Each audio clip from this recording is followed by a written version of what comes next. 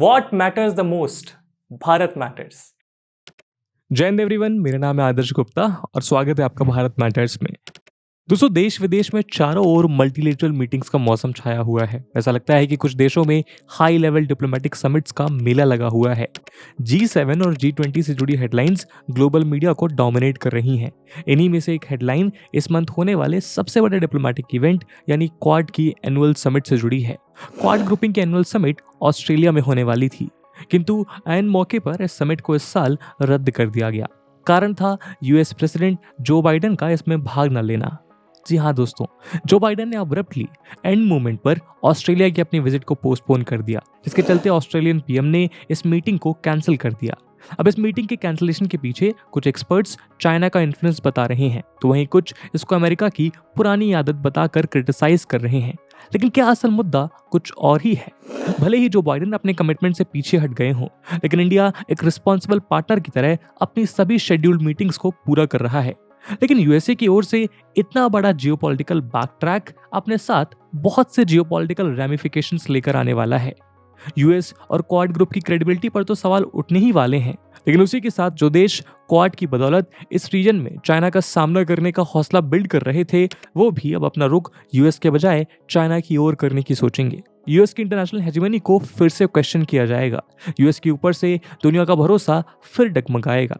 इससे चाइना का मनोबल और भी बढ़ जाएगा और उसको वेस्ट की नेटो फोकस डिप्लोमेसी को क्रिटिसाइज करने का मौका फिर मिलेगा।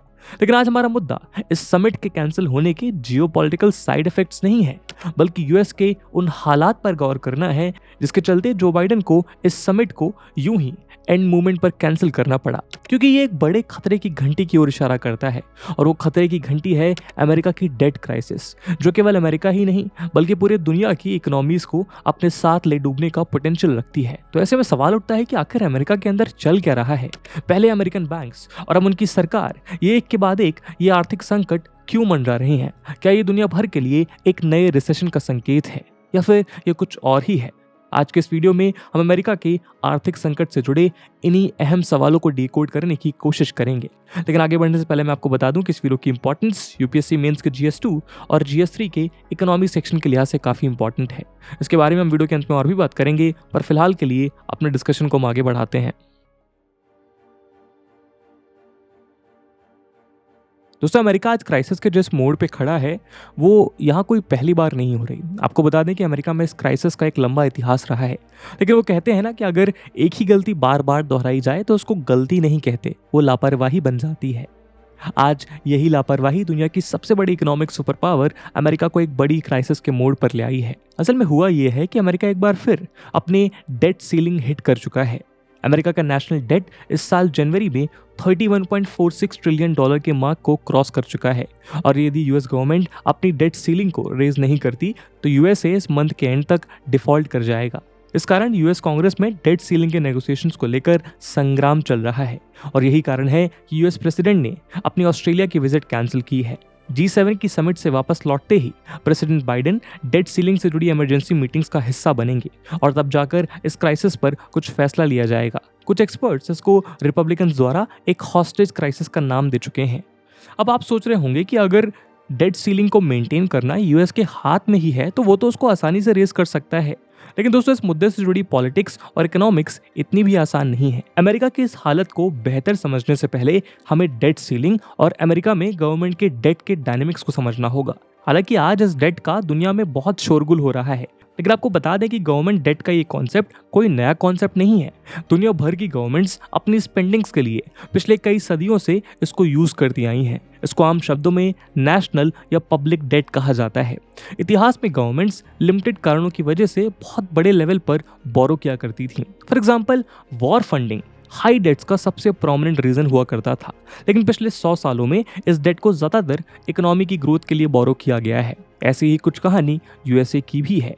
वर्ल्ड वॉर सेकेंड के बाद यूएस का डेट उसके जीडीपी के 100% पर था। उसके बाद अब ये नंबर 100 के मार्क को क्रॉस कर अपने पीक पर पहुंचा है। यूएस के पास इस दुनिया में सबसे ज्यादा नेशनल डेट है। खैर, उस टाइम उसका मेन रीजन वॉर से लगा शॉर्ट टर्म शॉक था, लेकिन आज ये हाई डेट मल्टीपल फैक्टर्स की देन है। उन पर आने से पहले आइए एक नजर डेट सीलिंग के कॉन्सेप्ट पर डालते हैं।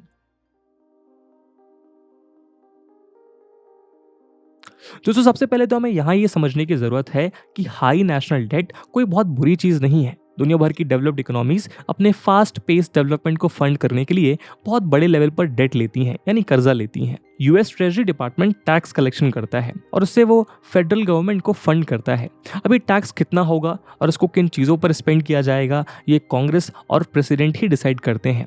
यूएस ट्रेजरी लार्ज मनी के इस मूवमेंट को रेगुलेट करती है, लेकिन मोस्ट ऑफ द टाइम्स उनके रेवेन्यू कलेक्शंस उनकी स्पेंडिंग से बहुत कम होते हैं और इसको बजट डेफिसिट कहा जाता है। और इसी डेफिसिट को कम करने के लिए गवर्नमेंट को डेट की जरूरत पड़ती है। यूएस में कुछ सालों से डेफिसिट बढ़ता जा रहा है। 2019 में एक अच्छी खासी ग्रोथ के बावजूद ये डेफिसिट $1 ट्रिलियन के मार्क को क्रॉस कर चुका है। खैर इस डेट की भी एक लिमिट होती है। किसी भी देश की रूलिंग गवर्नमेंट उस देश के कानून के मुताबिक एक लिमिट तक ही डेट ले सकती है। इस लीगल लिमिट को डेट सीलिंग कहा जाता है। दूसरे शब्दों में कहें तो डेट सीलिंग वो लिमिट है जो ये तय करती है कि कोई देश कितना कर्जा ले सकता है। अगर नेशनल डेट सीलिंग को हिट कर जाता है तो वो कंट्री और ज्यादा डेट यानी कर्जा नहीं ले सकती। 1917 से यूएस अपनी इस डेट प्रॉब्लम से निपटने के लिए अपनी डेट सीलिंग रेस करता हुआ आ रहा है। जब भी यूएसए अपनी डेट सीलिंग हिट करने वाला होता है, फेडरल गवर्नमेंट इस लिमिट को रेस कर देती है। 1917 से अब तक इसको 100 से भी ज्यादा बार रेस किया जा चुका है। ये यूएस फेडरल गवर्नमेंट का लगभग एक एनुअल टास्क बन गया है। और इस बार भी यूएस की करंट गवर्नमेंट ने अपने एक्सपेंडिचर को अपनी इनकम से कंसिस्टेंटली हाई रखा। इसी कारण इनको ज्यादा बोरो करना पड़ा और इसी कारण उनका डेट लिमिट से ज्यादा इंटेंसिफाई हो गया। जाहिर सी बात है कि यदि कोई गवर्नमेंट इतना डेट ले रही है तो आने वाली गवर्नमेंट को उसको इंटरेस्ट समेत वापस भी देना होता है। हर जनरेशन के साथ ये इंटरेस्ट और इस डेट की कॉस्ट बढ़ती चली जाती है। यही कारण है कि आज यूएस कांग्रेस में डेट सीलिंग को फिर से रेस करने के ऊपर इतना संग्राम देखने को मिल रहा है। डेट सीलिंग को रेस करने का काम यूएस कांग्रेस का होता है और कांग्रेस में मौजूद ऑपोजिशन यानी रिपब्लिकन पार्टी के कैंडिडेट्स इसको अलाउ नहीं कर रहे हैं। 2011 से डेमोक्रेटिक और रिपब्लिकन दोनों ही गवर्नमेंट के बीच ये होड़ लगी रहती है कि रूलिंग गवर्नमेंट डेट सीलिंग पर पहुंचकर पहले डिफॉल्ट करे। समय के साथ डेट सीलिंग के नेगोशिएशंस बहुत पोलराइज होते चले आए हैं। अब रिपब्लिकन्स और डेमोक्रेट्स इसको एक जेन्युइन इकोनॉमिक क्राइसिस के बजाय अपने बाकी एजेंडास को सपोर्ट करने के लिए एक बार्गेनिंग चिप की तरह इस्तेमाल करते हैं। इस बार भी रिपब्लिकन अपोजिशन बाइडेन गवर्नमेंट के हाई एक्सपेंडिचर को लगातार क्रिटिसाइज कर रहे हैं और वो किसी भी सूरत में किसी भी नेगोशिएशन के लिए राजी नहीं है। यूएस की बोरोइंग लिमिट को रेस करने के बदले रिपब्लिकन्स चाहते हैं कि बाइडेन गवर्नमेंट अपने कुछ क्रूशियल डोमेस्टिक प्रोग्राम्स को भी कट डाउन करे। इसमें अनएम्प्लॉयमेंट बेनिफिट से लेकर क्लाइमेट चेंज तक बहुत से सोशल वेलफेयर पॉलिसीज शामिल हैं। यहाँ आपको याद दिला दें कि अगले साल यूएस में प्रेसिडेंशियल इलेक्शंस होने वाले हैं। ऐसे में इस तरह की tussle political point of view से और भी ज्यादा इंटेंसिफाई होती दिखाई दे रही है। खैर यदि पॉलिटिकल टसल को साइड में रखकर इसके फाइनेंशियल असर को देखा जाए तो ये पूरी दुनिया के लिए बेहद डिजास्टर्स साबित हो सकता है। व्हाइट हाउस के मुताबिक यदि इस बार यूएस कांग्रेस ये सीलिंग रेज नहीं करती तो यूएसए अपने डेट पर डिफॉल्ट कर सकता है। यूएस ट्रेजरी के मुताबिक अगर नेगोशिएशन फेल हो जाता है तो यूएस ट्रेजरी जुलाई 1 से ही अपने बिल्स की भरपाई नहीं कर पाएगा। ऐसा होने पर यूएस गवर्नमेंट अपने मिलियंस ऑफ डिपेंडेंट सिटीजन्स के ऊपर होने वाली स्पेंडिंग फाइनेंस नहीं कर पाएगी। एक शॉर्टर डिफॉल्ट लगभग 500,000 सिटीजन्स और एक लॉन्गर डिफॉल्ट कम से कम 8 मिलियन लोगों की जॉब्स खत्म कर देगा। ये देश की इकोनॉमिक ग्रोथ को 6% से स्लो डाउन कर देगा। और तो और यदि यूएस डिफॉल्ट करता है तो वो अपने बॉन्ड्स की इंटरेस्ट की पेमेंट नहीं कर पाएगा, जिससे दुनिया भर का यूएस डॉलर में ट्रस्ट चूर चूर हो जाएगा।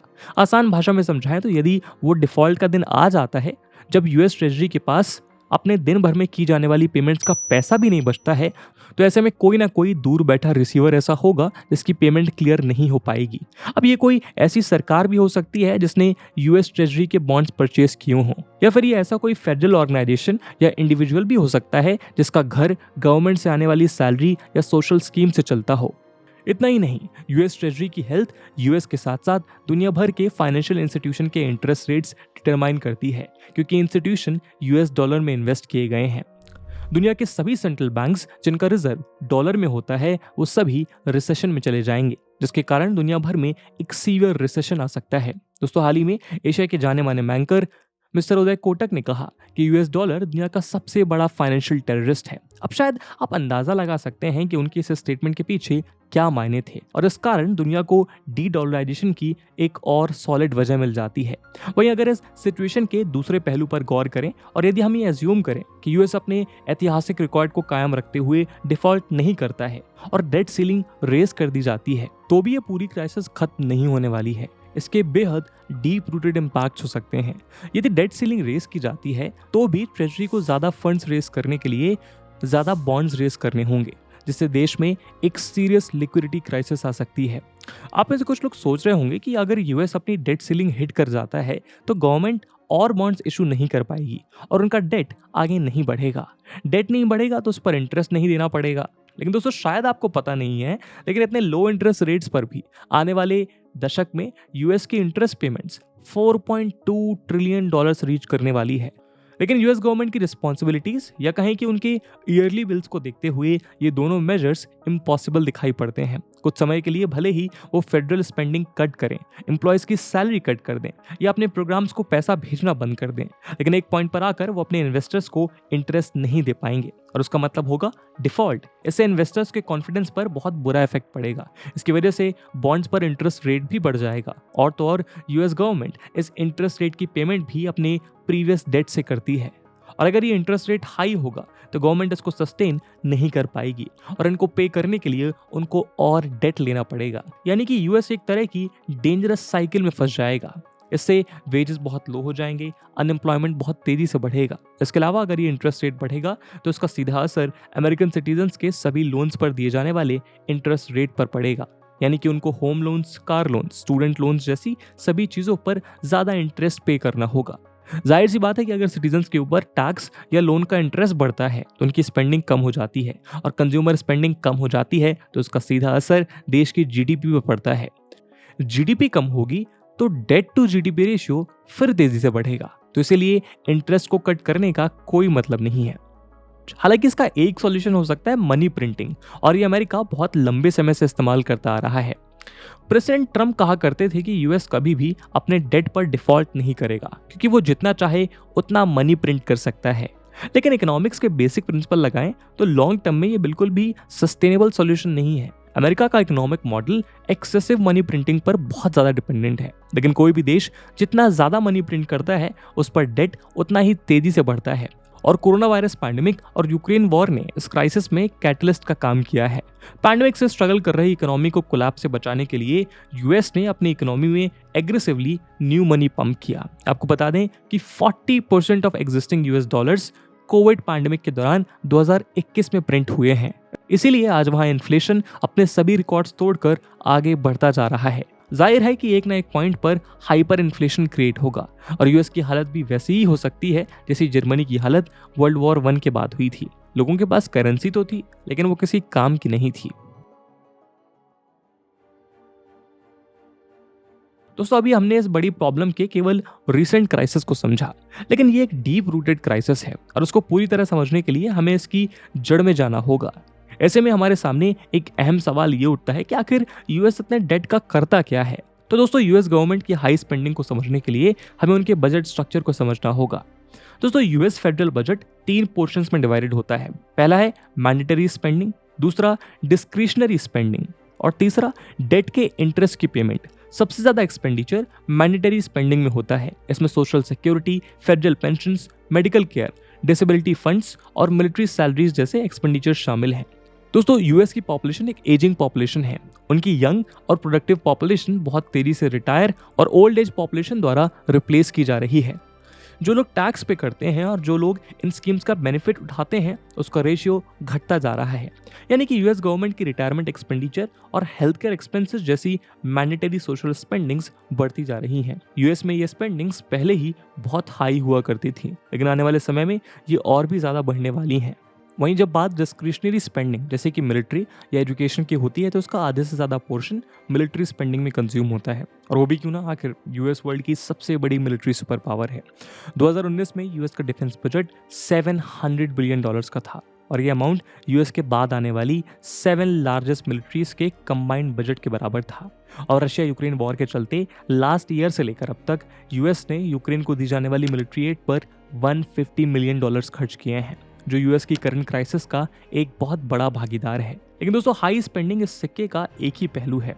दूसरा इंपॉर्टेंट पहलू है गवर्नमेंट का लो रेवेन्यू। प्रेसिडेंट कोई भी हो, सारे के सारे यूएस इकोनॉमी में ह्यूज टैक्स कट्स इंट्रोड्यूस करने की कोशिश करते थे। इनका मानना था कि टैक्स कट से जीडीपी ग्रोथ बूस्ट होती है। 2017 में हुए टैक्स कट के दौरान ये एक्सपेक्ट किया गया था कि आने वाले दशक में यूएस के जीडीपी को हर साल 1% की ग्रोथ देंगे। लेकिन यहाँ कंसर्न ये है कि ये टैक्स कट्स गवर्नमेंट के रेवेन्यू को डिक्रीज करते हैं, जिससे एनुअल बजट्स में भी क्रंच देखने को मिलता है। इसके अलावा अमेरिका एक कंज्यूमर बेस्ड सोसाइटी है। इनका स्टैंडर्ड ऑफ लिविंग बहुत ज़्यादा हाई है, लेकिन $23 ट्रिलियन की जीडीपी उनके लिविंग स्टैंडर्ड्स को सस्टेन करने के लिए काफ़ी नहीं है। यही कारण है कि यूएस का डेट टू जीडीपी रेशियो इतना हाई हो चुका है और यूएस ट्रेजरी की प्रोजेक्शंस के अनुसार ये आने वाले 75 ईयर्स में 475% तक जा सकता है। तो इन सभी मेन रीजंस की वजह से यूएस को इतने हाई डेट की जरूरत पड़ती है। अब तक आपको यूएस के डेट की जरूरतों का अंदाजा लग चुका होगा। तो अब अगला सवाल यह है कि यूएस को इतना डेट दे कौन रहा है। आपको जानकर हैरानी होगी कि ये डेट का लार्जेस्ट पार्ट लगभग 40% खुद फेडरल गवर्नमेंट के द्वारा होल्ड किया जाता है। यूएस गवर्नमेंट अपनी मैंडेटरी सोशल स्पेंडिंग्स के लिए एलोकेटेड मनी बॉन्ड्स में भी सिक्योर करके रखती है। इसके अलावा इस डेट का 1/3 पार्ट अमेरिकन होल्ड करते हैं। इनमें American companies, investors, banks and insurance, local government, pension funds जैसी सोर्सेज शामिल हैं। यानी कि यूएस का 70% डेट डोमेस्टिकली ओन किया जाता है। बचा हुआ लगभग 25% हिस्सा फॉरेन इन्वेस्टर्स के द्वारा होल्ड किया जाता है। इसमें कुछ समय चाइना का सबसे लार्जेस्ट शेयर हुआ करता था, लेकिन अब उसको जापान ने ओवरटेक कर लिया है। जापान आज यूएस डेट का 4.4% होल्ड करता है। अगर इंडिया की बात करें तो 2021 के डेटा के अनुसार यूएस के ऊपर इंडिया का 216 बिलियन यूएस डॉलर का डेट था। अब आप सोच रहे होंगे कि आखिर डेवलपिंग कंट्रीज यूएस को इतना डेट देती क्यों है। इसका कारण है इनके एक्सपोर्ट्स। ज्यादातर डेवलपिंग कंट्रीज के एक्सपोर्ट्स यूएस में ही कंज्यूम होते हैं। यूएस एक बहुत बड़ा इंपोर्टिंग कंट्री है और वो इन इंपोर्ट्स की पेमेंट डॉलर में करता है। डॉलर दुनिया की सबसे सेफ करेंसी मानी जाती है और उसको दुनिया भर में एक रिजर्व करेंसी की तरह यूज किया जाता है। दुनिया भर के देश अपने फॉरेन ट्रेड या इमरजेंसी सिचुएशन के लिए एक फॉरेक्स रिजर्व मेंटेन करके रखते हैं और ये डॉलर में होता है। डॉलर की बहुत हाई डिमांड होने के कारण दुनिया भर के देश अपने रिजर्व्स के लिए यूएस से डॉलर बॉन्ड्स यानी कि ट्रेजरी बिल्स खरीदते हैं। मान लीजिए कि आपको 2 साल के लिए $100 का एक बॉन्ड खरीदना है। इसके लिए आप यूएस गवर्नमेंट को $100 पे करेंगे और यूएस गवर्नमेंट आपको एक पेपर का टुकड़ा देगी जिसपे ये लिखा होगा कि यूएस गवर्नमेंट आपको $100 का डेट ओ करती है। इस पर 2 से 4% का इंटरेस्ट रेट भी होता है जो यूएस गवर्नमेंट को पे करना होता है। इस पेपर के टुकड़े को बॉन्ड या फिर ट्रेजरी बिल कहा जाता है। इस बॉन्ड को कभी भी किसी भी क्राइसिस के दौरान यूएस से आप कैश करा सकते हैं। यूएस अपना डेट इन्हीं बॉन्ड्स को बेचकर रेस करता है।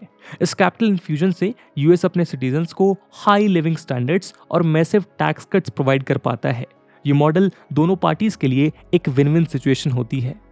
यूएस गवर्नमेंट को अपनी स्पेंडिंग के लिए बहुत कम इंटरेस्ट रेट पर डेट मिल जाता है। वो इसलिए क्योंकि कोई भी एंटिटी जितनी ज़्यादा रिस्की होगी वो उतना ही ज़्यादा इंटरेस्ट रेट पे करती है और यूएस गवर्नमेंट के इन बॉन्ड्स को सबसे ज़्यादा सेफ इन्वेस्टमेंट कंसीडर किया जाता है और इसीलिए इनका इंटरेस्ट रेट इतना लो होता है और इन्वेस्टर के पास इंटरेस्ट रेट के साथ साथ अपनी इन्वेस्टमेंट्स को डॉलर बॉन्ड्स जैसे सेफ रिजर्व में स्टोर करने का मौका मिल जाता है। हालांकि हमने जैसे बताया कि इन बॉन्ड्स पर मिलने वाला इंटरेस्ट रेट बहुत ज़्यादा नहीं होता। अगर कोई कंट्री इतना पैसा अपनी खुद की इकोनॉमी में इन्वेस्ट करे तो वो उससे कई गुना ज़्यादा इंटरेस्ट कमा सकती है। लेकिन यहाँ बात आती है सेफ्टी की। जैसा कि हमने शुरुआत में भी कहा, यूएस डॉलर और इसमें इशू किए जाने वाले बॉन्ड्स किसी भी देश के रिजर्व्स के लिए सबसे सेफ एसेट्स माने जाते हैं। इतिहास इस बात का गवाह है कि आज तक कभी भी यूएस ने इन बॉन्ड्स की पेमेंट पर डिफॉल्ट नहीं किया। इस सिक्योरिटी की वजह से डेवलपिंग कंट्रीज अपना कैपिटल अपनी मार्केट में डालने के बजाय इन बॉन्ड्स में डालना प्रेफर करती है। तो दोस्तों, कुल मिलाकर यहाँ सबसे सस्टेनिंग ऑप्शन यही निकल कर आता है कि गवर्नमेंट अपनी स्पेंडिंग को स्मार्टली रिड्यूस करने की कोशिश करे और ये तभी रिड्यूस हो सकती है जब उनका बजट इस तरह क्राफ्ट किया जाए कि उनको एक्स्ट्रा लोन लेने की जरूरत ना पड़े। इसके लिए उनको अपने एक्सपेंडिचर को बेहतर तरीके से प्रायोरिटाइज करना होगा। अपनी स्पेंडिंग्स के दौरान रियल इश्यूज को प्रायोरिटी देनी होगी। अपने वेलफेयर प्रोग्राम्स और पॉलिसीज को रीफॉर्मुलेट करना होगा। उनको टैक्स स्ट्रक्चर भी सस्टेनेबल तरीके से चेंज करना होगा। लेकिन इस सबसे पहले यूएस गवर्नमेंट को चाहिए कि वो इस मुद्दे को एक पॉलिटिकल इशू के बजाय एक हाई रिस्क इकोनॉमिक इशू की तरह ट्रीट करे। जिस तरह नेशनल सिक्योरिटी जैसे मुद्दों पर पेटी पॉलिटिकल इंटरेस्ट को साइड में रखकर एक कलेक्टिव बाई पार्टिसन डिसीजन या मिडिल ग्राउंड अचीव किया जाता है, उसी तरह गवर्नमेंट डेट भी एक highly critical security related issue है जो लाखों करोड़ों लोगों की जिंदगियों को डायरेक्टली या इनडायरेक्टली अफेक्ट करता है। और अगर बात वो यूएस गवर्नमेंट डेट की है तो शायद वो दुनिया को भी अफेक्ट करे। तो दोस्तों ये था आज का डिस्कशन। इस मुद्दे पे आपका क्या ओपिनियन है कमेंट सेक्शन में जरूर बताइएगा। और जैसा हमने वीडियो के पहले भाग में बताया कि इस वीडियो की इंपॉर्टेंस यूपीएससी मेंस के लिहाज से काफी ज्यादा है और उसी इंपॉर्टेंस को देखते हुए एक सवाल हम आपके लिए छोड़कर जा रहे हैं जिसको आपको कमेंट सेक्शन में आंसर करना है। The question is America's current debt crisis presents yet another major blow on the financial hegemony of US dollar in global financial structure. Discuss. And with this question, my friends, that's it for the video. I hope आपको video पसंद आया होगा और अगर पसंद आया है तो अपने दोस्तों के साथ शेयर करना मत भूलिएगा। हम मिलते हैं अगले वीडियो में, तब तक के लिए जय हिंद, जय भारत।